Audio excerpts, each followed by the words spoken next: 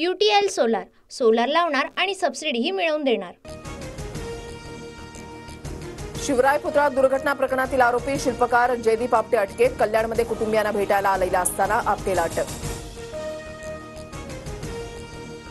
Jaydeep आपटेचा boss त्याला वाचवू शकला नाही। आपटेच्या जामिनासाठी ठाण्यातून सूत्र हलत आहेत। आपटेला काम दिलेल्या सरकारमधल्या सूत्रधारावर कधी कारवाई होणार? संजय राऊतांचा सवाल। एसटी कर्मचाऱ्यांच्या पगारामध्ये 6,500पर्यंतच्या वाढीचा निर्णय। कर्मचाऱ्यांचं आंदोलन मागे। गेल्या वेळची वाढ पकडून त्यात 6,500पर्यंतची वाढ होणार। गेल्या वेळी ज्यांची 5,000 वाढ झाली होती त्यांना आता 1,500, तर गेल्या वेळी 4,000 वाढ मिळालेल्यांना आता 2,500ची वाढ मिळेल। गोपीचंद पडळकरांची माहिती। संपाविरोधात असलेल्या सदावर्तेंचाच पगारवाढीनंतर गुलाल उधळून जल्लोष। संपात नसतानाही बैठकीमध्ये शिरलेले सदावर्ते म्हणजे घुसखोर। श्रीरंग बर्गेंची टीका। राज्यभरात एसटीची वाहतूक सुरळीत सुरू। एसटी कर्मचाऱ्यांच्या संपामुळे 22 कोटींचा महसूल बुडाला। राज्यभरातील 251 आगारांपैकी 94 आगार पूर्णतः बंद होते।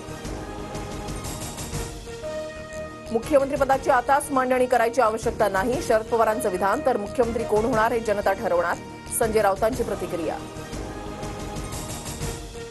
राज्यपाल नियुक्त 12 आमदारांसाठी इच्छुक उमेदवार आज मुख्यमंत्र्यांची भेट घेणार। विधान परिषदेच्या 3 जागा शिंदे गटाकडे येणार असल्याची माहिती। नंदुरबारचे माजी आमदार चंद्रकांत रघुवंशीही शिंदेची भेट घेणार। सांगलीमध्ये पतंगराव कदम यांच्या पुतळ्याचा अनावरण सोहळा। राहुल गांधी आणि मल्लिकार्जुन खरगे नांदेडमध्ये दाखल। सोहळ्याआधी दिवंगत खासदार वसंत चव्हाणांच्या कुटुंबियांची सांत्वनपर भेट घेणार। अब्दुल सत्तार आणि मनोज जरांगेंमध्ये रात्री उशिरा 3 तास बैठक। जरांगेंच्या भेटीनंतर अब्दुल सत्तार मुख्यमंत्री शिंदेंना भेटणार।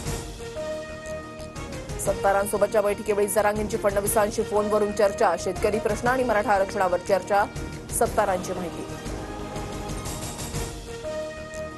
कोल्हापूर 6, सातारा 3, सोलापूर 3, पुण्यामधील 6 जागा हक्काच्या। पश्चिम महाराष्ट्रात काँग्रेसला चांगले दिवस।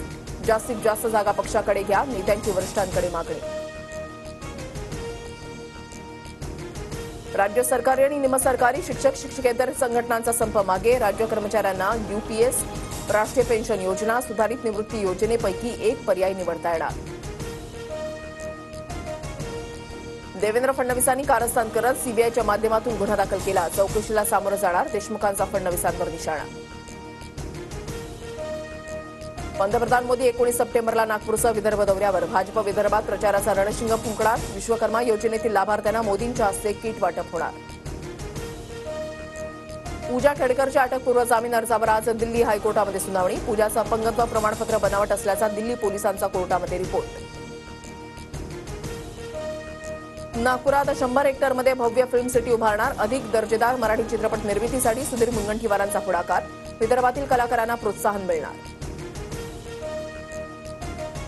वर्क फ्रॉम होम करत असाल तर व्हेरिएबल पे विसरा। अनेक IT कंपन्यांकडून नियम। कर्मचाऱ्यांनी ऑफिसमध्ये येऊनच काम करण्यासाठी कंपन्यांची शक्कल।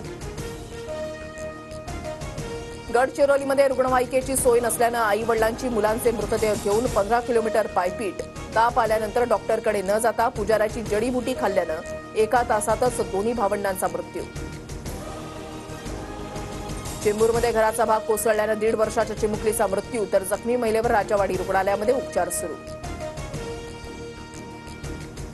मुंबई गोवा महामार्गावरील कशेडीमधील बोगद्याची दुसरी लेन आजपासून वाहतुकीसाठी खुली होणार। 2 स्वतंत्र लेन सुरू होत असल्यामुळे प्रवास करणं सोयीचं होणार। विदर्भात सोसाट्याच्या वाऱ्यासह मुसळधार पावसाची शक्यता, तर उत्तर महाराष्ट्र आणि मराठवाड्यामध्ये मध्यम स्वरूपाच्या पावसाची शक्यता।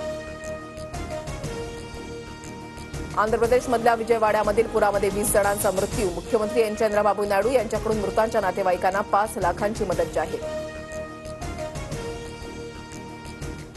UTL सोलार सोलार लावणार आणि सबसिडीही मिळवून देणार।